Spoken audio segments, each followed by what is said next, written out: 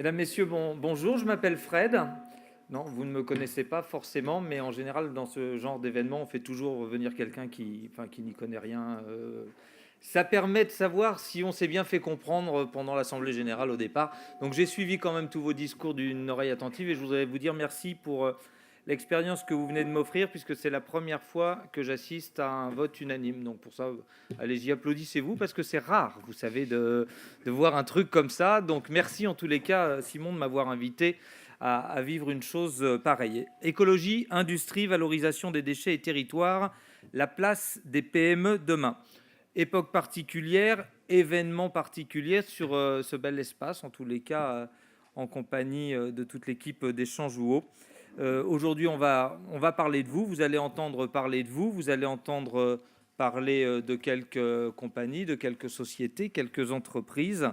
On va parler politique et d'un sujet qui est assez prégnant, en tous les cas qui le devient de plus en plus, c'est-à-dire l'économie circulaire. Alors, trois confrères, à vous, trois collègues, trois amis peut-être, vont vous présenter leurs activités, poseront quelques problématiques actuelles, la place d'une PME comme la leur ou comme la vôtre d'ailleurs aussi dans le tissu économique local, l'emploi, la dynamisation régionale et compagnie, le développement durable, quelle évolution dans leur stratégie en matière d'outils de valorisation et de traitement des déchets et comment les intégrer dans une économie circulaire. À propos d'économie circulaire, je vous inviterai avant de quitter ce chapiteau à venir découvrir cette sculpture que Simon Loisel a fait créer, imaginer et fait fondre par un bronzier qui travaille au sein des Champs-Jouot, précisément.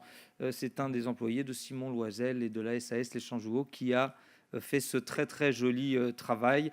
C'est l'échantillon en attendant le modèle à taille humaine qui devrait trôner à l'entrée de la SAS Les Champs-Jouot. Économie circulaire, simplement, comme je n'y connais rien et que je suis lambda, j'ai quand même un peu potassé. Ce n'est pas encore dans le Robert ni dans le Petit Larousse. Ça ne saurait tarder. J'ai rencontré un académicien qui en parle et qui commence à faire pas mal de choses sur le sujet, qui s'appelle Eric Orsena, la semaine dernière d'ailleurs. Les conférences se font de plus en plus importantes sur le sujet. Alors, simplement pour recadrer, économie circulaire, j'ai tapé sur Google et je suis arrivé sur Wikipédia, si vous ne l'avez pas encore fait. Donc pour tout le monde maintenant, afin que tout le monde sache exactement de quoi on parle, économie circulaire, expression générique qui s'affine au gré des années et désigne un concept économique qui s'inscrit dans le cadre du développement durable, s'inspirant notamment d'économie verte, économie de la fonctionnalité, de la performance et de l'écologie industrielle, laquelle veut que le déchet d'une industrie soit recyclé en matière première d'une autre industrie ou de la même. Vous n'êtes absolument pas obligé de tout retenir maintenant, mais nos amis reviendront de toute façon obligatoirement aujourd'hui sur le sujet. Alors pour nous parler aujourd'hui et par ordre d'apparition sur cet espace, nous aurons le plaisir d'accueillir Jean-Michel Manduc de la société Delta Déchets à Orange. Il anime le groupe de travail stockage de votre groupement notamment. Nous allons accueillir Jean-Marie Debert, directeur du pôle déchets matériaux de la société Baudelet à Blarighem, et Hugues Bazan pour la société Charrier à Nivillac, puisqu'on parle des régions en ce moment, Sud-Bretagne, Sud-Morbihan, confins des Pays de Loire, je ne sais où, très très prochainement. Mais avant toute chose, je vous invite quand même à accueillir, juste avant que ça commence, un homme, ça c'est le petit moment de devinette de cette session, à propos de qui le journal des entreprises a écrit « Plus qu'un camion, c'est une Formule 1 ». Moi, franchement, comme définition, ça m'a plu. C'est l'initiateur du groupement Les Entrepreneurs de la filière déchets et son président. Accueillez Maurice Théo qui voulait vous dire quelques mots, justement, PDG des établissements éponymes. Est-ce que Maurice Théo est toujours là? Vous avez assez parlé, vous n'avez rien à ajouter. Vous êtes sûr? Eh bien écoutez, on accueille tout de suite Jean-Michel Manduc, Delta Déchets. C'est dans le Vaucluse, qui anime si bien le groupe de travail de stockage. Très bien, rebonjour. Donc je vais vous présenter notre société. Alors effectivement, le lien avec l'économie circulaire, on le trouvera pour nous plutôt dans ce qui concerne la valorisation du biogaz. L'économie circulaire, c'est pas uniquement le recyclage, c'est aussi la valorisation. Donc je vais vous présenter notre entreprise et ses activités. Donc le groupe, c'est le groupe HPG comme holding Pierre Granjon. Pierre Granjon, c'est notre président. Et ce groupe donc réunit deux sociétés, Delta Déchets, que vous connaissez de nom en tout cas, et pour certains, vous l'avez visité. Delta Déchets qui s'occupe du traitement des déchets, et la société Delta Valorisation qui a été récemment créée et qui dont les activités sont le transport, les prestations, le recyclage. Donc une ouverture vers ces métiers du recyclage. Donc Delta Valorisation est basée à Orange, comme Delta Déchets. Delta Déchets exploite donc deux centres de stockage, un centre à Orange et un autre à Aix-en-Provence. Donc Delta Déchets fait partie bien sûr du groupement des entrepreneurs de la filière déchets. Je représente les entrepreneurs au niveau du collège stockage FNAD en particulier. Donc peut-être pour quelques mois encore, j'irai donc au groupe de travail de la FNAD. Mais peut-être qu'on en reparlera de cette représentation, c'était un des sujets tout à l'heure. Nous faisons partie aussi du club bioréacteur qui a été créé par le sénateur Pastor, sénateur du Tarn, qui est lui-même président du syndicat Trifil. Ce club bioréacteur avait été créé à l'époque pour défendre il sera là demain, oui, pour la journée AST. Donc c'était à l'époque pour défendre cette technique et défendre sa spécificité par rapport au centre de stockage classique. Et puis nous participons plus localement donc aux travaux du S3PI, donc le secrétariat permanent pour la prévention des pollutions, et aux travaux également de EA Éco-entreprise, ce qui permet d'avoir une vision un peu plus globale sur les activités liées à l'environnement dans notre région, PACA en particulier. Merci. Donc, la société Delta Valorisation et ses activités. Donc, comme je vous le disais, cette société travaille sur les activités amont, on va dire, donc de collecte des déchets ménagers, collecte sélective en point d'apport volontaire, collecte des déchets non dangereux chez les professionnels. Au niveau en dessous, donc Delta Valorisation intervient pour la gestion de quais de transfert, pour le regroupement des matières valorisables. Nous avons un petit centre de regroupement à Orange, qui est l'embryon du futur centre de tri, on l'espère, et la gestion de déchetterie, donc localement dans le département du Vaucluse. Donc cette société est vouée donc à développer ses activités dans le domaine du recyclage, avec bien évidemment une étape de tri sur DIB, ou déchets non dangereux des entreprises, dans un premier temps en tout cas, puisqu'on sait que ce type d'activité est assez difficile à mettre en œuvre. Il nous faut d'abord le gisement pour pouvoir mettre en place les infrastructures et y aller par étapes successives. Donc les activités maîtresses aujourd'hui sont celles de Delta Déchets, avec deux centres de stockage. Donc un centre que l'on exploite pour une collectivité à Aix-en-Provence, c'est le site de la CPA, la Comité du Pays d'Aix, qui traite environ 180 000 tonnes par an et qui valorise le biogaz avec 3 moteurs qui permettent de produire, qui ont une puissance installée de 4 MW. Et puis nous exploitons depuis un certain nombre d'années le site d'Orange, depuis une vingtaine d'années, donc le site de Delta Déchets, un site privé qui reçoit 150 000 tonnes par an. Alors dans ces 150 000 tonnes, il y a 50 000 tonnes de mâche-fer et 100 000 tonnes de déchets non dangereux. Et là, on valorise aussi le biogaz avec une autre technique, une technique par microturbine, avec 5 microturbines qui représentent une puissance installée de 1 MW. Mais je reviendrai un petit peu là-dessus. Donc, je vais vous présenter, je vais faire un focus sur le site d'Orange rapidement, surtout en images. Donc, la spécificité de notre site, hein, c'est qu'il est, comme on le voit sur cette photo aérienne, enfin photo satellite, il est situé quasiment, il est en lisière d'une zone commerciale, donc très très proche d'une zone urbaine, entre zone urbaine et zone agricole. Donc toutes les problématiques liées aux nuisances potentielles d'un centre de stockage, on les connaît depuis longtemps, et on a essayé de mettre en œuvre les moyens qui nous permettent de cohabiter avec cette activité commerciale de proximité, puisque tous les jours, il y a des milliers de personnes qui viennent faire leurs courses à 100 mètres de chez nous. Donc voilà la zone d'exploitation proprement dite. Donc vous voyez, la particularité, c'est qu'on a une zone d'exploitation qui est très réduite, protégé du vent, puisque chez nous, on a le Mistral, hein, c'est environ 200 jours par an de vent qui peut être assez fort, entre 60 et 120 km/h. Donc il faut pouvoir travailler sans envol, hein, dans ces conditions. Donc on a mis en place un dispositif breveté, d'ailleurs, Delta Déchets à l'origine, de panneaux coupe-vent et de bennes à filet qui nous permettent de travailler à l'abri du vent. On le voit bien sur cette photo. Donc c'est aussi des moyens humains importants. Aujourd'hui, sur le centre de stockage d'Orange, il y a 21 personnes dédiées à cette activité.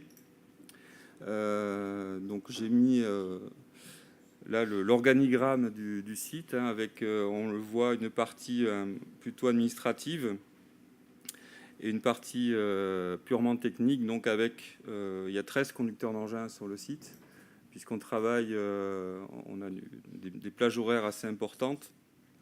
Et donc ce nombre de 13 conducteurs d'engins nous permet d'avoir un site ouvert toute la journée et d'assurer la continuité de l'exploitation. Autre particularité, nous avons une personne maintenant qui est dédiée vraiment à la gestion du bioréacteur, hein, la gestion du site, donc toute la partie infrastructure réseau, réglage du réseau, Lixivia et biogaz. Donc là, on a encore des vues du site, hein, avec, qui rendent compte à peu près un petit peu de la façon d'exploiter, donc toujours sur des petites surfaces ouvertes, de façon à limiter les risques de nuisances et de bien maîtriser ces nuisances potentielles. Avec donc, en termes de matériel, donc on voit là sur site un broyeur qui permet de broyer les déchets les plus volumineux, ce qui va permettre derrière d'avoir un déchet compacté assez homogène pour pouvoir faire de la réinjection, d'avoir un milieu dans les alvéoles de stockage qui soit le plus homogène possible. Et puis des moyens de compactage importants avec là un 836, donc un compacteur de 55 tonnes. Donc en dehors de l'aspect purement réception, compactage des déchets, donc ce qui est important, c'est on le voit aussi ici sur le site des Changeaux, c'est la bonne gestion des Lixivia et du biogaz. Donc quand je vous parlais de 13 personnes sur le site, il n'y a pas que 13 conducteurs d'engins pour compacter les déchets, il y a aussi une équipe qui est dédiée à la mise en œuvre de ces réseaux, puisque petit à petit, nous avons mis en œuvre ces travaux nous-mêmes, hein, ce que nous faisions avant, en externe, on le fait maintenant nous-mêmes, ce qui nous permet d'être très réactifs et de pouvoir faire des puits biogaz vraiment à l'avancement quand c'est nécessaire, sans attendre l'intervention d'une entreprise extérieure, etc. Donc on le voit sur ces photos, notre réseau gaz en particulier est très très dense, ce qui nous permet de ne pas avoir de nuisances olfactives, avec des moyens de foration assez innovants. On le voit avec une pelle et un vibrofonceur Donc là, on fait des forages sans tarière. On ne remonte pas de déchets quand on fait les forages biogaz, ce qui permet aussi de réduire cet impact potentiel. Et donc, ça nous permet de faire des forages vraiment comme on veut, quand on veut, et d'avoir toujours un dégazage optimum. Bon, ensuite, il y a la gestion des lixivia, bien sûr, qui est importante, avec des moyens de stockage et de réinjection maintenant en bioréacteur, et de régulation de cette réinjection, comme on pourra le voir certainement ici. Et des moyens de pré-traitement aussi du lixivia par osmose inverse. Donc la finalité maintenant, c'est produire du gaz pour le valoriser. C'est plus augmenter la densité. Bien sûr, c'est toujours dans les objectifs, mais on est devenu vraiment un centre, comme d'autres centres maintenant, un centre de production de biogaz pour produire de l'énergie. Donc là, on a travaillé avec la société Verdesis, qui est une filiale de EDF Énergie Nouvelle.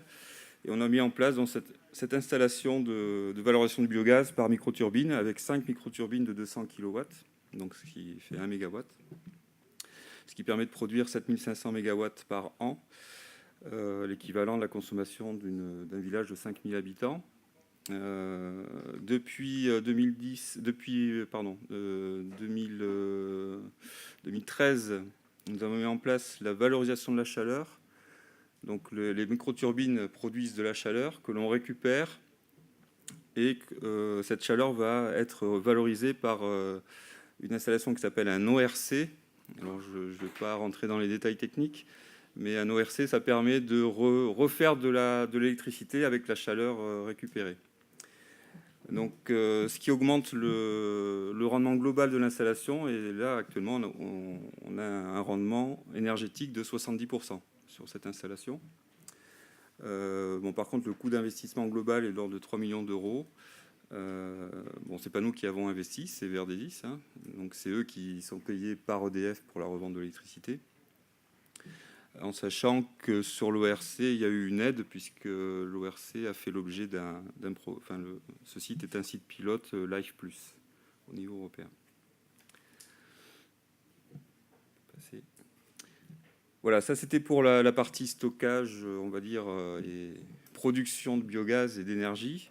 Donc Delta Déchets a aussi porté plusieurs projets, bien sûr, et s'oriente vers d'autres projets, je l'espère. Donc Delta Déchets et Delta Valorisation maintenant, donc avec des projets de plateforme de tri, de conditionnement, plateforme d'orientation, de tri, broyage et biotraitement, donc des nouveaux centres de stockage vraiment dédiés depuis le départ au biotraitement, au bioréacteur. Et on s'est intéressé aussi à la problématique de tri mécanobiologique au travers de projets. Alors là, c'était des appels d'offres pour une DSP d'exploitation, enfin construction-exploitation d'une installation dans notre département. Sur ce dernier projet, on était en concurrence avec Veolia. Sur 11 candidats, on était les derniers à négocier avec la collectivité. Mais à l'époque, on est encore arrivé à des prix trop élevés. On devait être à 120 ou 130 euros la tonne, le prix objectif de la collectivité étant 95 euros, et pour 20 000 tonnes rentrantes. Donc c'était sur une unité de tri mécanobiologique, c'était impossible. Donc la collectivité a repris sa réflexion, essaye de s'agrandir et de revoir son projet pour que ça passe dans les clous. Voilà, donc pour dire que nous sommes un acteur local, donc qui a maintenant une activité de stockage qui, je pense, est assez aboutie. Et donc maintenant, on veut associer à cette activité de stockage, qui restera toujours indispensable, associer des filières amont, donc qui permettent d'aller vers plus de recyclage matière, avant la valorisation énergétique du déchet ultime. Voilà.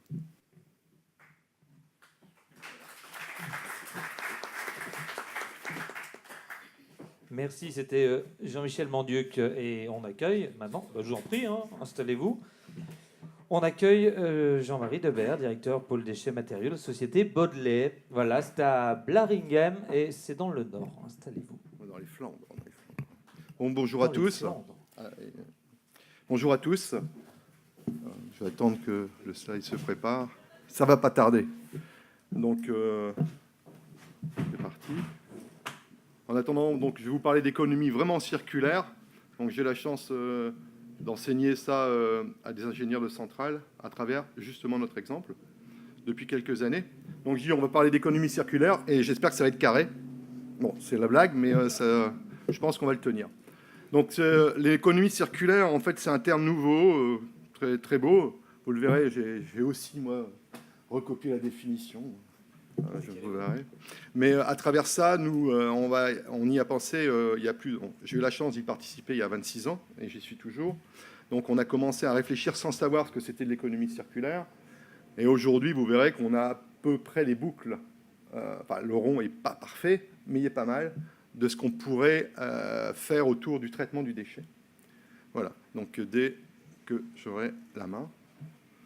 Sinon, je suis content, il fait beau, ça se passe bien. Hein. Voilà. Ça va pas? Vous voulez pas qu'on vous redonne la définition de l'économie? Alors, non, mais vous allez avoir, vous allez avoir. Alors, moi, je vais pas vous faire un développé trop lourd sur la société. Boîte familiale 100%, vous le verrez, ça risquerait d'être un peu long et de vous ennuyer. Donc, on va se centrer sur l'aspect connexion entre nos sociétés dans le même moule. Ce qui est important, c'est que tout ce que vous allez voir se passe sur le même endroit. En fait, l'idée, c'est qu'on a créé des synergies. Ça a duré 30 ans. Donc, on est parti de rien. On est parti à 4 personnes en 1988. À 4, on était 4. Je venais d'arriver, il n'y avait pas de courant, pas d'électricité, pas de gaz. Il y avait juste un trou et à l'époque, on disait c'est la décharge et met ça dans le trou. M. Baudelaire avait eu cette idée merveilleuse. Et en fait, le constat, c'est aujourd'hui, qu'est-ce qui s'est passé entre 1977, on a eu l'autorisation, mais vraiment 88, l'arrivée de 4-5 personnes sur le site. Et aujourd'hui, 28 ans plus tard, qu'est-ce qu'on en a fait? C'est ça l'intérêt de voir. Bon, on est toujours là, c'est que c'est déjà bon signe. Et puis, on vient de revalider notre autorisation jusqu'en 2048. Oui, je sais, ça va faire des envieux. Mais on a obtenu 2048, 600 000 tonnes. C'est un gros travail. Et ce gros travail, je pense que l'économie circulaire, ce que vous allez voir, est une grande cause de notre extension ou de notre validation à pouvoir exister demain. Si on n'avait pas fait ce travail d'économie circulaire et d'intégration, je pense qu'un stockage pour un stockage, c'est mort. Ce que je vous présente là, c'est à la fois le fait de penser que demain, si on n'intègre pas à travers nos sociétés d'autres choses que notre centre de stockage, je ne dis pas que notre centre de stockage doit être invisible, il doit s'effacer pour mettre en avant d'abord la valorisation, mais on doit le garder comme roue de secours et pas rouler avec sa roue de secours tous les jours. Mais néanmoins, voilà, c'est parti. Next. Yes. Alors, le groupe Baudelaire Environnement, on a rechangé nos logos, on a fait beaucoup de com, vous avez pu le voir à travers des sites, internet, ainsi de suite, pour pouvoir justement communiquer, c'est important. Ça fait partie aussi de la partie du circulaire. La com est un élément de l'économie circulaire, elle n'est pas neutre. Donc on a 3 gros pôles. Un pôle SA, le traitement du déchet, un pôle ferraille et métaux qui est aussi connecté, et un pôle traitement des matériaux. Donc aujourd'hui, on est un peu plus de 250. On fait un chiffre d'affaires de 110 millions d'euros. Et nous sommes ISO 14001 et QS 9000 depuis plus de 12 ans. Et voilà. On a fait nos bilans carbone, on essaye d'avancer dans une stratégie toujours environnementale. Tout l'ensemble de l'équipe est constitué d'ingénieurs, de jeunes, on embauche pas mal, tout ça, pour avoir nos propres équipes. Donc tous, on dépend vraiment de nous-mêmes. Et ça, c'est important. Nous, PME, PMI, on est encore PME, TPI, en fait, à taille intermédiaire, mais on est dans la réflexion encore boîte familiale 100%, je le dis bien, et dans cette réflexion qui nous fait qu'on est là parce que nous sommes plus réactifs que les mastodons, et quand on leur met une épée dans le pied, ils boitent. Donc, je pense qu'on va être demain. Donc là, c'était le groupe. J'ai plutôt... Alors, CASECO, voilà, c'est la blague, hein, c'est qu'est-ce que ça veut dire, en gros, en patois. Eh bien, effectivement, c'est une expression générique désignant un concept économique, effectivement, sur lequel on arrive à reboucler une problématique de création. Et de cette problématique de création, malheureusement, des années futur, on n'a jamais pensé qu'avant de faire un produit, ça va devenir un déchet. Aujourd'hui, dans toutes les écoles, on essaye de dire, avant d'être un produit, attention, ce sera demain un déchet. Et donc, effectivement, le meilleur déchet, c'est celui qu'on ne fait pas. Bon, ça nous fait vivre, peut-être, mais ce n'est pas notre fondement. Je dis toujours, nous, si on a réussi aujourd'hui, c'est qu'on a toujours dit, on ne veut pas de déchets. Mais si vous avez un problème, on est là. Donc, le déchet, je dirais, économiquement, il n'y a pas de notion. L'environnement n'a pas de prix, mais il a un coût. C'est une belle formule, mais c'est celle-là qu'on doit baser. Donc, on va attaquer. Donc, je vous ai fait les 4 pendances de l'économie circulaire vues dans notre métier, parce qu'on retrouve effectivement les fondements de notre métier. Alors, je ne l'ai plus en tête parce que c'est un peu loin et j'ai des problèmes de vue, mais globalement, on retrouve toutes les activités connexes et qui vont s'assembler progressivement. Alors, on peut slider, en fait, voilà. En fait, les zones d'intervention, vous les voyez, on va les regrouper pour arriver à concentrer quelque chose qui devient à la fois, comme on concentre, on regroupe, si on regroupe, on roule, on fait un rond, si on rond, on devient circulaire. Et en fait, cette idée-là, c'est le problème de l'un peut devenir une solution pour l'autre, et ainsi de suite, et ainsi de suite, et ainsi de suite. C'est ça l'économie circulaire. Ça veut dire que j'ai un centre de stockage, qu'est-ce qui fait du gaz? Du gaz, c'est de l'énergie. Qu'est-ce que je peux utiliser? Bien sûr, de l'électricité, mais je peux faire autre chose. Qu'est-ce que je peux faire avec le moteur? Mes clients amènent de la ferraille. Eh bien, on va ouvrir quelque chose de la ferraille. Si on fondait ainsi de suite, et on arrivait comme ça progressivement à créer, donc le deuxième, ça le voit, le regroupement, si on peut tourner, voilà. Donc on voit que les 2 zones d'intérêt attractifs des différentes problématiques de notre métier peuvent se retrouver à travers une économie circulaire. Alors je vais vous montrer tout ce qu'on a fait en fait à travers ce blabla. Donc la conviction, c'est que, et on reste convaincu, et je pense qu'il y a encore un chemin demain, et on va passer vers l'énergie. Donc notre déchet, c'est une ressource, une énergie, c'est le chemin qui arrive là, on y est. Donc il faut se préparer à devenir des revendeurs d'énergie, tous autant qu'on est. Peut-être qu'on regrettera nos sites dans quelques années, parce qu'on en a enfoui de l'énergie, et cette énergie, on pourra peut-être la récupérer, la revendre, et c'est pas idiot de penser qu'on va pouvoir faire de l'économie circulaire avec nos déchets. Donc nous, on en est persuadés. On va slider. Donc les différents modes de valorisation et d'économie circulaire sur l'écoparc de Malinguem, que je vous ai dit 300 ans. Alors, plein niveau, donc du carton, bien sûr, des déchets industriels, puisque nous avons une composante à la fois industrielle et à la fois collective, qui nous permet de générer des flux. Ces flux sont triés, bien sûr, et on va générer quoi? Du papier, du carton, du plastique, des balles. Très bien.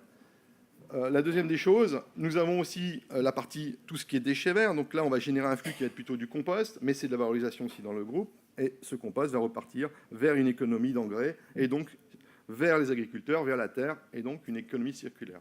Le bois B, il est retrié actuellement, il trouve des solutions. Ce bois B, effectivement, en France, pose problème. Donc je rappelle 3 types de bois, A, B, C. C étant interdit, creusoté. B, ce sont les bois, comme diraient les Belges, c'est pas les bois d'arbres. Ça veut dire c'est les bois peints, Ikea, tout ce que vous voulez, les peintures. Ces bois B aujourd'hui sont envoyés en usine d'incinération chaudière en Belgique parce que nous n'avons pas encore les feux verts. Mais je pense que d'ici peu, on va pouvoir peut-être les intégrer en biomasse, moyennant des contrôles, moyennant bien sûr des contrôles fumés. Ça avance un peu pour éviter que la France ne se dépouille de ses richesses énergétiques, au détriment de nos chers voisins. La troisième pôle qu'on a, c'est effectivement quand on a créé un centre de stockage, donc du gaz d'un côté, des lixiviats. Les lixiviats, on les a traités tellement bien qu'à la fin, on avait une eau tellement déminéralisée, on verra, on a 3 types de traitements, des osmoses inverses, de l'évapoconcentration. Donc l'eau, en fait, finale, arrive à un niveau, elle n'est pas totalement démine, mais elle n'est pas loin d'être déminéralisée. Donc on est parti d'une eau qui était vraiment à zéro. On a introduit donc un alcool isopropylique naturel, un petit savon, et on a fait du lave-glace. On ne sera jamais les rois du lave-glace en France, c'est Total à travers ses produits chimiques. Mais l'image qu'on a donnée, ça veut dire de nos déchets aux clients, les lixivia, on vous a fait du lave-glace. Et ça, vous le voyez, on vend du lave-glace chez Baudelaire. Bah oui, avec du lixivia. Et quand vous visitez chez nous, vous ressortez avec un bidon de lave-glace. Parce que dans le Nord, c'est pratique, il ne pleut pas souvent, mais c'est du 1er janvier au 31 décembre. Voilà. On va continuer. On va parler valorisation matière. Ce qui est remarquable aussi, c'est on fond de l'aluminium. Et oui, on fond 1000 tonnes par mois d'aluminium. Et on en fait des lingots. Et ces lingots, c'est vraiment pilement dans l'économie circulaire. Je pars d'une voiture, j'ai des déchets, les RBA, ils finissent sur le centre de stockage, parce que vous verrez qu'on trie des voitures. Il reste de l'aluminium, on le broie, on le nettoie, on le fond, on en fait des lingots, les lingots, on en fait des pièces, les pièces refont des voitures, et ainsi de suite. Donc la boucle, elle est réelle et elle est visitable. Donc vous voyez, ce sont des emplois aussi indirectement. Donc tout ça, on l'a créé dans les années 90. Et l'énergie qui est utilisée pour fondre l'aluminium vient du biogaz. Deuxième encore en dessous, nous avons des ferrailles broyées, ce que je vous parlais, donc ça fait partie de la boucle. Effectivement, le broyeur, il fait 3000 chevaux, il est juste à côté, et une voiture, on fait 100 tonneurs, donc votre voiture fait 2 minutes 30, quand elle rentre, elle sort en miettes.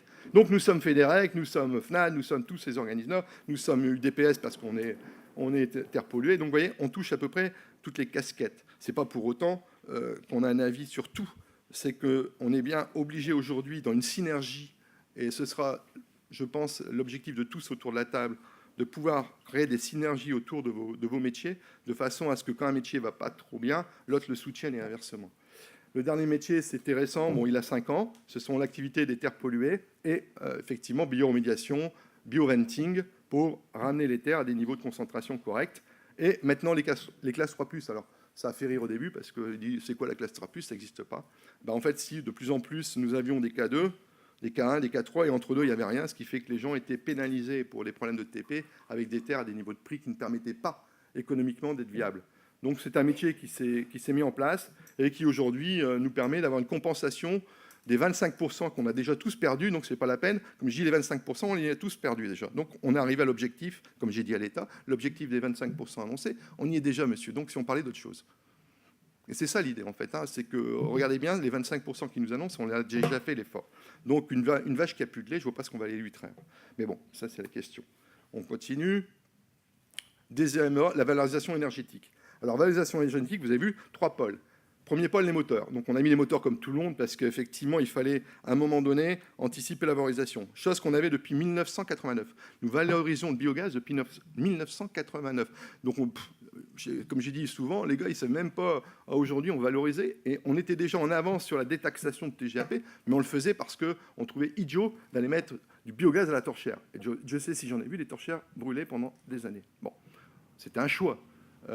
Puis après, quand les gens ils se disent si vous ne le faites pas, on vous enlève une taxe TGAP. Alors les gens, ils ont dit tout de suite, il faut me trouver quelque chose. Et malheureusement, je dis souvent que la fiscalité, c'est le moteur des mecs qui n'ont pas d'idée. Parce que brutalement, quand on leur dit il y a une taxe au cul, alors là, ils trouvent des idées pour aller faire quelque chose. Donc n'attendez pas que l'État vous rattrape. Avancez dans la mesure où, de toute façon, écologiquement, énergétiquement parlant, quand on faisait les comptes, on était quand même mieux à prendre le biogaz que de le mettre en torche. Et ce sera encore plus vrai demain parce que le gaz naturel, je peux vous dire, il va flamber et l'énergie sera un vrai sujet. Deuxième sujet qu'on a lancé l'année passée, biodéchets. J'en parlerai demain matin plus précisément puisque ça fait l'objet d'une présentation technique très spécifique sur les biodéchets, la méthanisation voie sèche, où on récupère des biodéchets, on les remet en énergie, l'eau, elle est utilisée avec l'osmose inverse, ce qui fait que tout est en synergie, on n'utilise rien et il ne sort rien. En fait, notre déboursé actuellement technique, on a un petit supplément d'eau, mais pas énormément, qu'on traite dans nos installations, ce qui fait qu'on est équilibré. Ça, ce que je veux vous dire, c'est que ce qui rentre chez Baudelaire reste chez Baudelaire. C'est comme ça, c'est l'avantage. Troisième sujet, le CSR, combustible alternatif. Alors là, c'est la grande discussion. Nous sommes autour de la table, FNAD, Commission, FEDEREC, pour sortir du statut, pour essayer de développer ces chaudières, sur lesquelles on a tous besoin aujourd'hui qu'elles se développent. Et M. Petitguien l'a annoncé, c'est que CITA et Veolia sont en train de nous amener à faire ça pour nous étouffer et effectivement, pas dire fermer nos sites, c'est pas comme ça qu'ils l'ont présenté, mais tout au moins faire tomber les unités au point mort inférieur à 100 000 tonnes. Eux vont se regrouper, puisqu'il y a quand même une chute des déchets. Donc eux seront là demain. Donc ceux qui n'ont pas des gros sites, malheureusement, risquent d'être impactés. Bon, c'est vrai que, comme je disais, nous, 600 000 tonnes divisé par 2 à 300 000, bon, comme on est toujours... Aujourd'hui, on tourne à 300 000. Donc on va dire, bah vous, les gros, vous n'avez rien à dire. Mais on est autour de la table avec vous, de toute façon. Donc on sera tous impactés. Pourquoi ? Parce que si demain une chaudière soit faite, elle doit se faire, ce sera des millions d'euros à mettre sur la table. Et nous, PME, PMI, quand on va vous dire, est-ce que vous êtes capable de mettre 70 millions d'euros sur la table pour créer une chaudière, puisque les points morts de chaudière, c'est au moins 40 000 tonnes, c'est pas, on ne vous ferait pas de chaudière à 20 000 tonnes ou à 1000 tonnes, les gars, ce sera au moins 40 000 points morts, bah là, on va dire, les banquiers vont pas dire... non. Donc les gros vont dire, ne vous inquiétez pas, nous, monsieur, on y est là, on peut vous aider. Donc je pense qu'on a tout intérêt à se regrouper, à être intelligent pour l'avenir, parce que l'avenir, c'est l'énergie. Ce n'est pas nos centres de stockage, mais c'est l'énergie. Mais nos centres de stockage sont une ressource énergétique. Et c'est là-dessus qu'on va devoir gagner la bataille. Ça veut dire que tous les indépendants qu'on est, même si nos durées de vie sont limitées, ce n'est pas grave. Dans vos stockages, vous avez une ressource. Servez-vous-en pour bâtir demain. Voilà, ça c'est l'économie circulaire. Ça, c'est pleinement de l'économie circulaire. Et c'est là-dessus qu'il faut vous battre. Troisième sujet, donc nous, on a créé une usine de CSR. Elle tourne, elle fait 30 000 tonnes par an d'objectifs, elle en fait 10 000. Pour l'instant, elle travaille avec les voyous de cimentiers, mais on va les avoir. C'est qu'une question de temps. D'accord? Mais si on ne fait rien, c'est eux qui vont nous avoir. Donc soyons forts pour que demain, c'est nous qui ayons la main. Je pense que Maurice l'a dit très vite, à force de ne pas être écouté, eh bien effectivement, que ce soit par les cimentiers, qui sont quand même monopolistiques, ou par les grands, eh ben on va se retrouver isolés. Si demain, nous, PME, PMI, on crée nos chaudières, ben on n'a plus besoin des cimentiers, et on n'a plus besoin des grands. Et là, je peux vous dire, ça va pas faire... ça va être très bon pour nous, et très mauvais pour eux dans l'impact. Voilà. Dernier sujet, le bois. Parce que on a du bois de palette et nous on trouvait stupide toujours à le donner, donc on a créé une petite unité où on comprime les bois. On appelait ça autrement bois. Bon, voilà. Donc on vend un peu de bois aux particuliers, compressé, en sac. On sera jamais milliardaire avec ça, mais là aussi, l'esprit de com. Quand un client Carrefour vient chez nous, il dit, monsieur, bois de palette, du bois pour le particulier, pour son image, merveilleux. Monsieur, vos plastiques, du CSR combustible, énergie, superbe. Vos déchets, méthanisation. Le gars, qu'est-ce qu'il voulait qu'il vous réponde? Je viens chez vous. Pourquoi? Parce que l'argent du déchet, ce qu'on demande, doit servir au déchet. C'est sûr qu'on a vu des exemples où le gars, il faisait rien, il prenait de l'argent, et 10 ans plus tard, le client me dit, qu'avez-vous fait? Quelle est votre révolution? Donc l'économie circulaire, c'est ce message-là qu'il faut passer à travers du développement. On l'a fait, on n'est pas plus con que les autres. L'argent de notre déchet a servi à ça, en fait. Bon, il aurait pu investir dans d'autres moyens. On a investi plutôt dans les unités connexes. Voilà. Donc voilà. La finerie, le four, une photo. Derrière, on voit le traitement des eaux parce que voilà, on en fait 50 000 mètres cubes, bon, c'est pas rien. Du gaz, on en fait 2000 mètres cubes heure à peu près. Donc on répartit tout ça. Le taux de valorisation chez nous est de l'ordre de 97%. On peut pas dire ça. Normalement c'est 100% parce qu'on a 7 mégawatts utiles et on n'en tire que 2. Donc effectivement, on en a sous le pied, comme on dit. Donc on utilise encore des énergies complémentaires. Voilà, donc les sous-produits, les moteurs, je vous parlais, je fais vite pour que le timing puisse être respecté, même si c'est pour autant. On a un local pompier, on a des équipes de pompiers, rigolez pas avec ça. C'est aussi de l'économie circulaire, d'avoir des équipes qu'on a formées à la pompier. Parce qu'aujourd'hui, quand il y a le moindre incident, on est dessus et on ne bousille pas l'outil. Donc vous voyez, à travers tout ça, ça nous a fait créer une équipe de pompiers. C'est quand même des emplois. Et donc on voit que de toute façon, en créant des chutes, par la force des choses, vous recréez d'une dynamique et des emplois. Voilà. Je pense que... Voilà, j'ai présenté. Est-ce qu'il y a encore je ne sais plus s'il y a encore, je pense, des choses. Next, ça doit être la fin. Non, des questions, voilà. Sinon, je laisse la... Ah, si, tous nos petits schémas. Alors, ça va vous embrouiller la tête. Tout ce que vous voyez là, les petites flèches qui vont dans tous les sens, c'est une réalité. Ce n'est pas une photo. Quand on voit, je vous parle d'un sujet que je ne connais pas, mais avec une photo, je peux vous en parler. Non. Tout ce que vous voyez là est réel. Il y a des emplois derrière tout ça. C'est 250 personnes. Donc, tout ce que vous voyez, les photos... On a fait les flashs parce que quand je parle d'économie circulaire, je le laisse au gars et on voit bien que la finerie d'aluminium, par exemple, elle prend son biogaz là, mais elle a des crasses d'aluminium, ça va sur le centre de stockage. Le broyeur automobile, c'est RBE, vont dans le centre de stockage. Et quand ils traitent ces eaux, ils vont dans l'installation de traitement des eaux. Donc on est, en fait, sur nos 300 hectares, les casques bleus, les casques rouges et les casques verts, ils se réunissent pour que Baudelaire Environnement puisse tourner. Voilà. Donc ça, c'est une vraie photo. Merci à vous. Message reçu, Jean-Marie Debert. Donc, alors à bon entendeur, maintenant, pour ceux qui sont en panne de lave-glace, vous avez l'adresse. Voilà, tout simplement. C'est une région qui n'a pas besoin. Ici, il y a des moustiques en ce moment. L'été a commencé, disons-le. Merci Jean-Marie Debert. Et on va maintenant... Tenez, voilà, je vous fais la place. On va accueillir Hugues Bazan de la société Charrier, Nivillac, dans le Morbihan. Applaudissez-le, ça fait du bien, puis ça ventile en même temps. Je promets, ça fait un petit truc. Ça fait un flux d'air. Bien. Bonsoir à toutes et à tous. Bon, je vais être assez bref. Je vais vous raconter une petite histoire d'économie circulaire. En fait, on faisait l'économie circulaire sans le savoir, je crois, un peu comme M. Jourdain.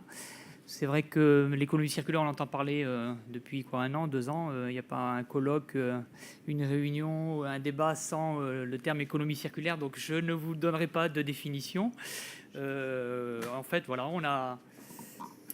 on a découvert qu'on faisait l'économie circulaire à partir du biogaz de nos déchets. Alors, en attendant le diaporama, quelques mots sur l'entreprise Charrier et l'entité Charrier Déchets Valorisation. Donc, Je me présente Hugues Bazan, je suis directeur adjoint responsable du développement du pôle traitement et valorisation des déchets de l'entreprise Charrier, qui est une entreprise de taille intermédiaire basée à Montoire de Bretagne, donc région Pays de Loire, Bretagne ou on va dire Ouest. Voilà, c'est une entreprise de 117 ans d'existence avec 5 métiers, pour faire vite, carrière, granulat, travaux publics, terrassement, et donc le métier des déchets depuis une petite vingtaine d'années où nous sommes une cinquantaine de personnes à travailler donc, dans le domaine de la valorisation des déchets inertes et des déchets non dangereux. Alors, est-ce que c'est arrivé? Non, pas encore. Donc, je continue à meubler. Voilà, donc l'activité des déchets, je disais, une petite vingtaine d'années. Et nous avons notamment créé depuis 10 ans un site de stockage de déchets non dangereux et centre de tri de petite taille. Aujourd'hui, on a entendu parler beaucoup de sites de toute taille. Nous, c'est un site qui a commencé à 50 000 tonnes par an en stockage de déchets ultimes et qui a évolué récemment jusqu'à une autorisation de 80 000 tonnes par an. Donc, vous voyez, ça reste des tailles modestes de territoire. Donc, ce site, il s'appelle Écosite de la Croix-Hirtel. Donc, toujours pas de... Voilà. Écosite de la Croix-Hirtel à la Vraie-Croix. Merci. Hop, juste, c'est arrivé au bon moment. Donc, diapositive suivante. Voilà, ça vient, voilà. Donc, c'était juste pour illustrer les 5 métiers de l'entreprise Charrier. Voilà, et donc le petit dernier né, les métiers de la valorisation des déchets depuis 1995. Donc voilà, entrons directement dans le vif du sujet. Alors, on va passer à la diapositive suivante. Voilà, donc en fait, cette histoire d'économie circulaire, c'est au départ une histoire entre deux industriels voisins. Donc, je vais situer sur cette carte l'écosite de la Croix-Hirtel, c'est sur la commune de la Vraie-Croix, voilà, pas très loin de Vannes, entre Vannes et Redon. Voilà, on n'est pas loin du golfe du Morbihan, donc c'est une belle région, il fait beau aussi. Et donc, vous voyez notre site qui est ouvert en 2002. Voilà, il est né en 2002, donc c'est c'est une carrière en fait en activité, une carrière qui arrase une butte, et cette butte est reconstituée en stockage de déchets ultimes sur une hauteur de 30 mètres. Voilà. Et donc, on a commencé à stocker des déchets en 2003, 2004, 2005, on a produit du biogaz. On l'a torché parce qu'au départ, c'était un biogaz très pauvre, de très mauvaise qualité. Il n'y avait pas beaucoup d'autres manières de faire. Et puis, quand en fait, ça nous fait quand même mal au cœur de voir cette énergie partir comme ça dans une torchère. Quand on a commencé à faire des calculs, on s'est dit, mais c'est du fuel, c'est de l'énergie, quoi. Il faut en faire quelque chose. Et en 2008, on a commencé à faire l'étude de la valorisation de ce biogaz, 2008-2009.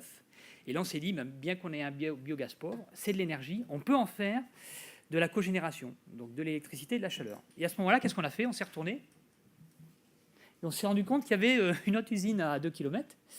L'usine Soprate, on vivait à côté d'eux depuis 5-6 ans. Et c'est une usine agroalimentaire. Voilà, et on est allé toquer à la porte. Et monsieur le directeur, voilà, on est la société Écosite. Donc on a un projet, donc on va faire de l'électricité. C'est assez connu, la technologie, on fait des moteurs. Mais qu'est-ce qu'on va faire de la chaleur? Est-ce que vous avez besoin de chaleur? Et là, on a commencé une discussion et on a commencé à se découvrir aussi. C'est ça aussi l'économie circulaire, c'est d'aller voir d'autres industriels, des voisins, découvrir d'autres activités et se rendre compte que finalement, eux consommaient du fioul lourd pour faire leur eau chaude, pour laver leur usine toutes les nuits. Et quand on a fait les calculs, combien vous consommez d'eau chaude, combien de fioul, on s'est rendu compte que cette chaleur-là, on pouvait la fournir avec la chaleur de refroidissement de nos moteurs. Et voilà comment est né ce projet d'économie circulaire et cette histoire. Donc, la diapositive suivante. Donc voilà, le biogaz effectivement issu des déchets ultimes, bien qu'il soit pauvre, bien que ce soit effectivement le dernier maillon de la filière de traitement des déchets, c'est quand même de l'énergie. Et cette énergie, électrique et thermique, on a tout intérêt à la valoriser localement et ça peut être source d'autres activités économiques. Donc, diapositive suivante. Voilà, alors qu'est-ce qui s'est passé? 2011, on a construit une centrale de cogénération, donc produit l'électricité avec des moteurs. Voilà, ça c'est, je dirais, assez classique finalement. Et puis, on a construit un réseau de chaleur pour l'eau chaude de près de 2 km, donc avec l'aide financière de l'ADEME et du Fonds Chaleur. Et donc, on a construit sur l'usine Soprate, donc, qui fait des petits plats cuisinés, un grand réservoir d'eau chaude de thermie de 1300 m3. Et depuis 2012, donc on va rester là. Depuis 2012, eh bien, on fournit la totalité de la chaleur de l'usine en se substituant à l'énergie fossile. Donc là, concrètement, l'économie circulaire, dans ce cas-là, on peut la résumer de la manière suivante, c'est les déchets des activités économiques du Morbihan ou du territoire de l'écosite servent pour produire de l'énergie qui vont alimenter en énergie bon marché un industriel avec 400 emplois sur place et un industriel dont la facture énergétique est très élevée. Donc, l'économie circulaire, finalement, c'est un partenariat gagnant-gagnant. Et je crois que tous nos territoires en ont besoin aujourd'hui. Et dans le contexte économique que l'on vit, il faut retrouver ces nouvelles formes d'énergie. Et ce qui est le plus, pour moi, intéressant par rapport à ce projet, qui maintenant vraiment est réel, diapositive suivante, c'est que à partir de là vont naître d'autres projets.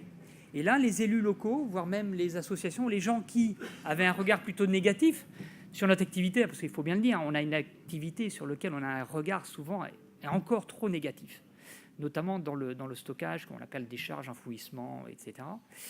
Eh bien, à partir du moment où on fait visiter l'installation, et on dit, regardez vos déchets, ce qu'on en fait localement, et voyez la chaleur. D'ailleurs, quand on fait visiter le local avec les échangeurs de chaleur l'hiver et qu'on sent là, les échangeurs de chaleur à 40-50 degrés, les gens sentent l'énergie de leurs déchets qui fournit un autre industriel local avec 400 emplois à la clé. Ça change complètement l'image.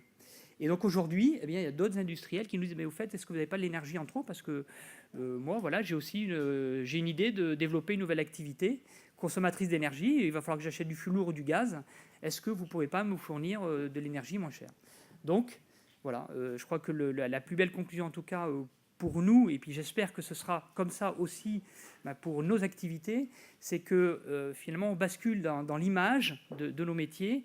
Et ces déchets qui étaient vus comme un rebut, il faut absolument se débarrasser, cacher, ça devient vraiment une énergie locale, bon marché, de développement de nos territoires. Voilà. Donc voilà, tout est dit, plus de compétitivité, moins d'énergie fossile, voilà, et puis en marche vers la transition énergétique et sociétale. Mais je crois que c'est à partir d'expériences locales concrètes de ce type-là, et je pense qu'ici, on verra également, c'est exactement le même type d'expérience. C'est comme ça qu'on va vraiment changer un peu notre manière de faire de l'économie localement. Merci. Merci Hugues Bazan pour cette démonstration d'optimisme. Oui, mais c'est bien. Finalement, on croyait qu'il n'y avait que la spiruline qui était capable de nous doper de cette façon-là, mais vous avez à peu près la même action, vous qui êtes dans notre compagnie aujourd'hui. On va accueillir maintenant, je vais vous rendre votre place tout de suite. Tenez, installez-vous. Voilà. On va accueillir Laurent Dupont. Il est PDG de la société Cibeux, mais vous le connaissez parce qu'il est vice-président de votre groupement et il arrive directement de la Maurienne, de Savoie, où les neiges ont fondu maintenant. Et il voudrait vous parler de cette initiative dont tout le monde parle déjà beaucoup, initiative collégiale et ô combien nécessaire. Laurent Dupont. Oui, donc on a discuté tout à l'heure du fait qu'il fallait une participation de tous les adhérents donc sur la synergie et la politique générale du groupement. Il est clair qu'aujourd'hui, on doit, nous, donc apporter des solutions par rapport au plan d'échec qui a été défini par la FNAD pour dire il y a un plan d'échec qui a été défini. Sur le fond, il est difficile de dire que ce plan d'échec n'est pas correct. On ne peut pas les dire. Il faut pas diminuer les volumes de stockage dans les années à venir. Il ne faut pas favoriser de nouveaux centres de tri. Donc, sur le fond, c'est sur la forme qu'il faut qu'on apporte notre contribution. Et en fait, par rapport à cela, il est important que tous les membres de groupement puissent dire quelles sont les solutions dans l'avenir et quel est le plan d'échec qui serait bien adapté au niveau du groupement pour donc travailler sur la base de tout ce qui a été mis en place jusqu'à maintenant, toutes les solutions qui ont été mises en place sur le territoire et donc par les membres du groupement. On a vu les belles réalisations qui ont été mises en place sur les 3 activités qui viennent d'être présentées.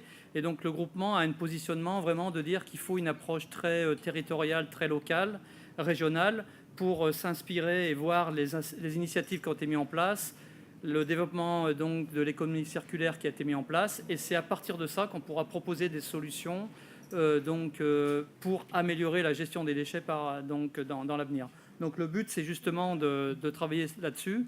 Et je pense qu'il y aura des échanges qui seront faits donc, de la part de Genola, etc., pour qu'on puisse, nous, donc, avoir une contribution et qu'on puisse proposer de vraies solutions sur la gestion des déchets et de quelle manière il faut favoriser les centres de tri, comment on peut être épaulé à ce niveau-là, comment on peut favoriser donc, de minimiser certains déchets à la source.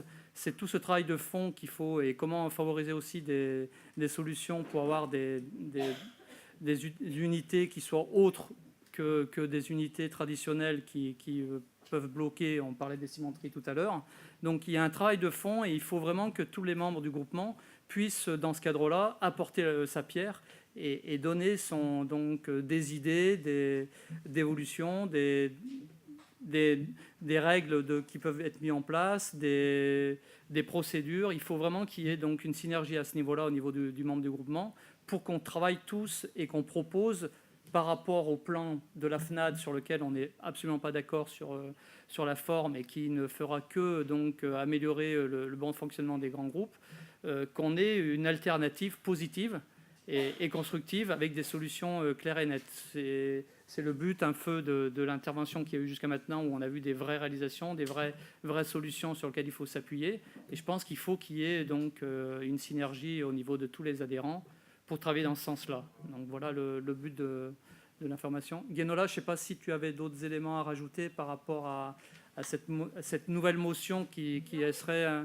Ce que tu as dit, effectivement, on résume bien la réflexion qu'il y a. Il y a effectivement plusieurs filières qui existent au niveau du groupement et il ne faut pas se cantonner exactement à une seule des filières, mais c'est bien la parole ouverte à l'ensemble. Donc aujourd'hui, on est un plan alternatif comme tu le disais. Aujourd'hui, là maintenant, je sais que là avant, c'est qu'il y a la visite de site derrière. On a aujourd'hui fait un focus sur la filière stockage et comment elle s'intègre bien totalement dans une économie circulaire.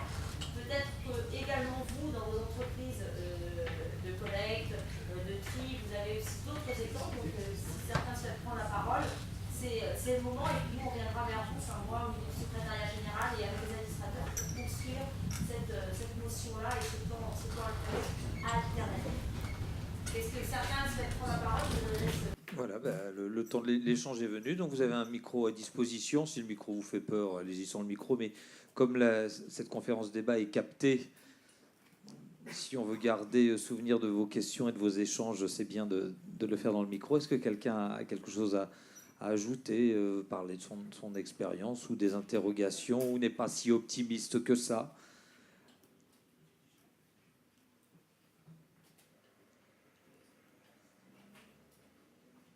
Vous êtes assommé par cette histoire d'économie circulaire. Ça fait pas peur, hein, cette histoire d'économie. Ça fait même pas peur, cette histoire d'économie circulaire, du coup. Ça ravigote même. Des questions, un temps d'échange? Voilà. Ah si, si, pour la fin, avant de partir quand même. On n'est pas parti. Moi, je trouve très bien qu'on ait, à l'occasion d'une assemblée générale, non seulement une visite de site, hein, c'est toujours bien, mais en plus des exemples concrets de gens qui sont, je dirais, qui viennent d'autres régions. Hein. Nous, on est impliqués dans le déchet dangereux, mais on fait aussi d'une certaine façon de l'économie circulaire. On inaugure aujourd'hui une usine de régénération de liquide de refroidissement usagé. Donc, on ne se connaît pas assez d'une certaine façon, et ça rebondit aussi sur une de tes demandes qui était de dire je ne connais pas assez ce que fait le groupement pour pouvoir le vendre à l'extérieur. Donc, je pense qu'il faut qu'on réédite ce genre de présentation à l'occasion d'autres assemblées générales dans le futur, parce que c'est très instructif sur les capacités d'initiative et les développements qu'on fait les uns et les autres comme membres, comme entreprise de la filière déchets, entrepreneurs de la filière déchets. Voilà. C'est juste un commentaire méthodologique. Merci. Non, mais c'était le bon commentaire. Il tombait à point nommé. Et parfois, un commentaire en appelle d'autres. Alors, je vous retends une deuxième perche au cas où vous ayez quelque chose à dire. Voilà. Oui, je tenais... donc, Philippe Legal, bureau d'études Trident Service. Donc, je ne suis pas un exploitant, mais j'ai aussi la frime entrepreneuriale et les soucis que vous pouvez avoir... en termes de chiffre d'affaires, etc. Et je suis depuis plus de 25 ans, 30 ans dans le déchet. Je voulais simplement rebondir par rapport à ce que vous avez dit sur le plan de la FNAD, plan déchets de la FNAD. Oui, en effet, ils ont fait pas mal de choses. Ils ont sorti un truc qui tend en effet à nous asphyxier, hein, gentiment. En termes de collecte sélective des ménages, là, il y a un autre document qui vient de sortir, qui a été fait par l'ADEME, qui devrait être un petit peu en... non pas... qui devrait prendre du recul par rapport aux exigences des grands groupes, mais n'empêche qu'il dresse une feuille de route sur les 20 ans à venir sur la taille des centres de tri et sur la façon dont il va falloir se regrouper et trouver des tonnages minimums pour mailler le territoire et pour diminuer par 2 le nombre de centres de tri de collecte sélective en France. Bon, là aussi, il y a des enjeux qui sont importants et je crois que il faut passer. Je crois qu'il y a une réflexion au niveau des entrepreneurs de la filière déchets serait intéressante parce qu'il faut y aller à plusieurs. Et il faut y aller assez vite parce que maintenant que c'est une étude qui vient de sortir, hein, elle a été mise en ligne à la fin de la semaine dernière. Ça s'appelle l'étude prospective sur la collecte et le tri des collectes sélectives. D'ailleurs, ils disent à propos que la collecte en mélange, maintenant, finalement, la collecte triflux, vous savez, fibreux, non fibreux, vert, finalement, ça coûte moins cher que la collecte en mélange. Donc, vous voyez, il y a des éléments comme ça qui sont remis en cause et qui font que le paysage au niveau du tri des collectes sélectives est en train d'évoluer assez rapidement avec l'émergence d'un nouveau type de centre de tri où on va faire un tri simplifié d'abord et puis après des centres de surtri. Et là, on connaît l'inertie quand même des grands groupes, on connaît aussi leur capacité à mailler le territoire. Et là il y aurait sans doute à réagir assez rapidement pour prendre des opportunités et pour essayer aussi de se faire sa place dans ce métier-là. C'est un peu le but en fait de ce débat, et c'est d'apporter des solutions, des pierres, pour qu'on ait des synergies dans l'avenir. Le document, il est accessible sur le site de l'ADEME. Oui. D'accord. Ce document-là vient d'être mis en ligne, et c'est un peu la politique du ministère de l'économie et du développement durable à l'horizon 2030. Donc on parle de centres de tri à 60 000 tonnes an. Ça n'existe pas encore en France. Et là, c'est clair que les grands groupes sont dessus. Mais il y a aussi des centres de tri à 15 000 tonnes an ruraux, avec des centres de surtri, alors à la fois sur les fibreux, mais là c'est pareil, c'est des très gros centres, mais aussi sur les résines plastiques. Et là, il y a des choses à faire. C'est des centres de tri à 45 000 tonnes an. Sur les résines plastiques, on est tout à fait à même de faire au moins mieux que ce que font les grands, quoi. Oui, donc c'est vraiment le but, et je pense que toutes les interventions allaient dans ce sens-là. Il faut qu'on échange, qu'on apporte notre pierre pour apporter des idées, des solutions, et qu'on quitte à se regrouper certaines PME pour donc certains entrepreneurs pour créer de nouvelles synergies. Mais voilà, et je pense que dans le groupement, on n'échange pas assez, on n'est pas assez force de proposition. Il faut qu'on soit constructif, positif dans l'avenir, mais il faut que vous n'hésitiez pas à donner ce type d'informations, à envoyer des mails, à donc inonder Guénola d'informations positives. Mais je pense que ça manque beaucoup sur le groupement, et il faut en être conscient aujourd'hui.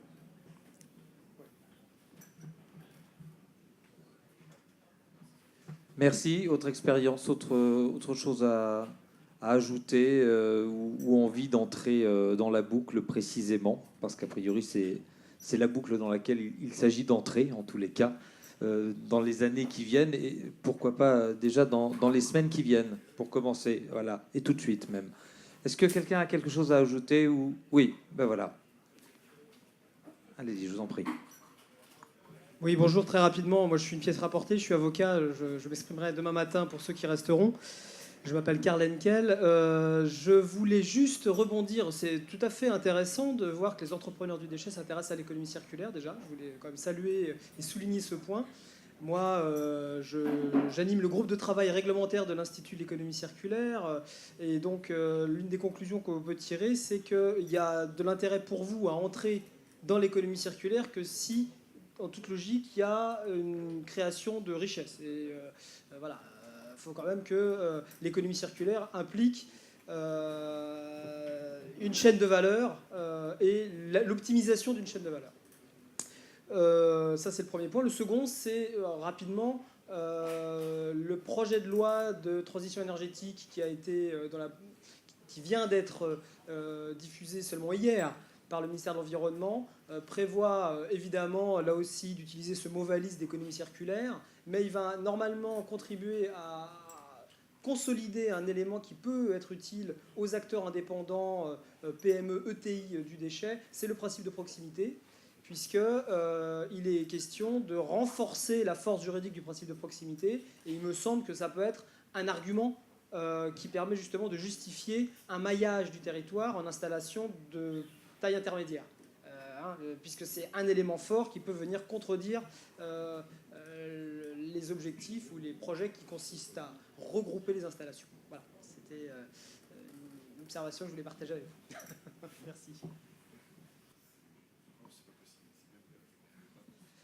Merci. Merci Hugues Bazan, merci Jean-Marie Debert et merci Laurent Dupont d'avoir été en notre compagnie. Je vais maintenant donner la parole pour un petit mot, une conclusion. Vous prenez le temps que vous voulez. Jean-Michel Manduc. Bien, mais je vous remercie de nous avoir écoutés jusqu'à cette heure. Donc on a vu que alors là, je vais m'exprimer en tant qu'animateur du collège de stockage du groupement des PME. Donc on a vu que le stockage pouvait parfaitement s'intégrer dans un concept d'économie circulaire. Donc je voulais vous traduire un petit peu le positionnement des adhérents du groupement qui exploitent des centres de stockage. On est une dizaine, on n'est pas nombreux, vis-à-vis justement du plan déchets et du positionnement de la FNAD. Donc le ministère nous a annoncé qu'il voulait diminuer par 2 les tonnages rentrants en centre de stockage d'ici, donc à l'époque, il y a quelques mois c'était encore 2020, maintenant c'est devenu plutôt 2025 et je pense que ça sera plutôt 2035 voire 40.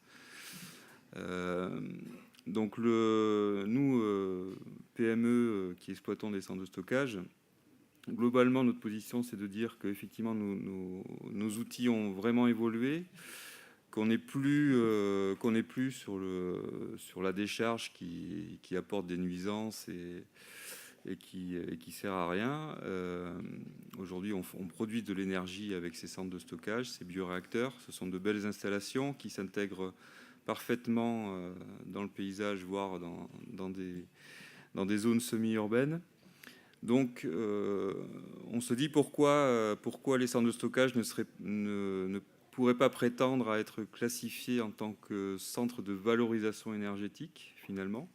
On voit que nos rendements sont excellents. On a une énergie qui est spontanée, qui est fabriquée par des bactéries qui se développent dans nos alvéoles de stockage. Oui, t'es pas trop d'accord, mais bon, sur le principe, voilà, on a une énergie qui nous arrive et qui est valorisée. Donc les incinérateurs consomment énormément d'énergie pour évaporer de l'eau et ils sont classés valorisation énergétique. Pourquoi on ne serait pas, nous, classés valorisation énergétique dans la hiérarchie de traitement des déchets? Bon, ça, c'est une interrogation et on doit en débattre en interne, puisqu'on n'est pas tous d'accord sur ce principe. Mais c'est des choses qu'on pourrait faire valoir, même si on sait que c'est un petit peu peine perdue, parce qu'au niveau européen, ça ne sera jamais entendu. Mais bon, c'est notre travail aussi de faire découvrir nos activités sur le bon angle et de faire des propositions. Sur la division par 2 des tonnages rentrants sur les centres de stockage, moi j'aurais tendance à dire, enfin, on pourrait dire il y a 20% des centres de stockage qui reçoivent 80% des tonnages en France. Commençons par cela.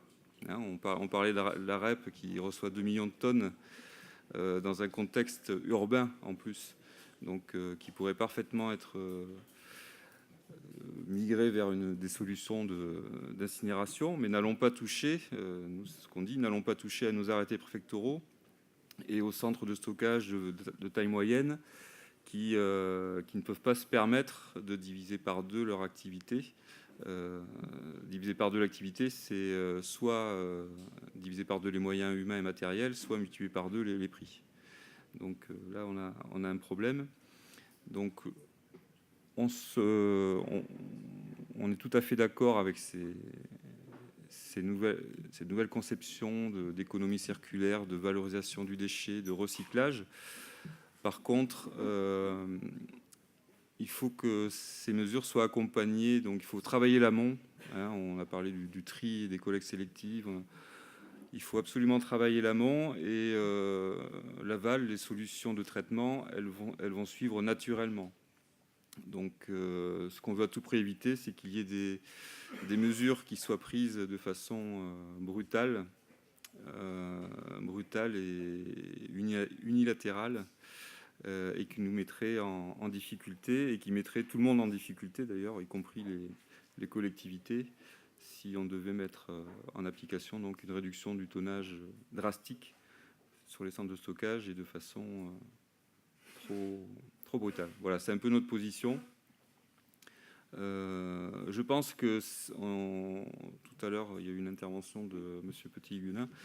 Il y aura aussi un problème de concurrence si on commence à taper sur les centres, entre guillemets, taper sur les centres de stockage de moyenne capacité. Ça veut dire qu'ils seront voués à disparaître. Donc on va concentrer les moyens de traitement, et qui dit concentration des moyens de traitement, ça veut dire plus de concurrence et donc des prix qui vont forcément s'envoler aussi. Voilà, donc tout ça c'est à la réflexion. Oui, Jean-Marie. Je vais préciser une chose, parce que dans les tuyaux, et je pense que la sélection qui va être faite, on va aller vers les 25%, pas grave, on va aller vers la réduction, d'ailleurs c'est souhaitable. Mais en fait, l'idée qui va, a priori, je ne sais pas si ça va se passer, mais l'idée qui en ressort, ce sont les préfets, écoutez bien ce que je vais vous dire, on va voir si ça va être acté. Et le terme, c'est on va conserver les sites les plus vertueux. Textuellement, voilà ce qui nous est dit. Alors, qu'est-ce que ça veut dire? Attendez-vous à avoir des audits pour la vertu de vos sites. Alors, qu'est-ce qu'ils appellent vertueux? Alors, effectivement, il va falloir montrer que tout ça, c'est vertueux.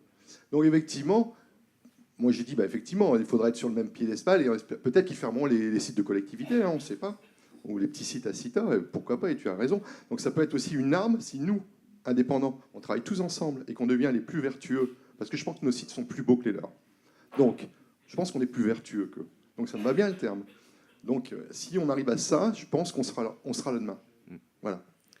Bon, je pense qu'il faut ce que l'on défende, c'est un dialogue. Enfin, c'est une concertation locale. Tout ça, c'est lié au contexte vraiment local, alors régional, voire départemental. Il y a encore des départements. Mais il faut absolument qu'on évite des mesures au niveau national qui ne s'appliquent pas forcément à toutes les situations. Donc ça sera à discuter très prochainement. Donc demain, on aura une journée technique, je pense, très intéressante sur le site, qui va justement promouvoir la technique du bioréacteur, de façon à essayer de démontrer effectivement que le bioréacteur est une solution tout à fait viable d'un point de vue de l'environnement, qu'elle s'inscrit totalement dans la notion d'économie circulaire. Donc là, avec des techniciens et des gens qui, je pense, pourront porter la bonne parole. Voilà. Jean-Michel Manduc, merci. C'était le mot de la presque fin. C'était le mot de la presque fin. Jean-Michel, parce que le mot de la fin, c'est pour notre hôte qui continue a priori à vous emmener en balade. Le mot de la fin, Simon Loisel. Je vais être très court, juste pour vous remercier d'être présent ici aujourd'hui. Et pour vous dire un petit peu ce qui va se passer maintenant. Donc on va vous accueillir devant un café, un petit verre pour digérer un petit peu toute cette conférence. Et ensuite, je vais vous inviter à faire la visite de nos installations. Donc vous allez pouvoir tout voir et en espérant que notre site est vertueux. Hein? Tu nous le diras ?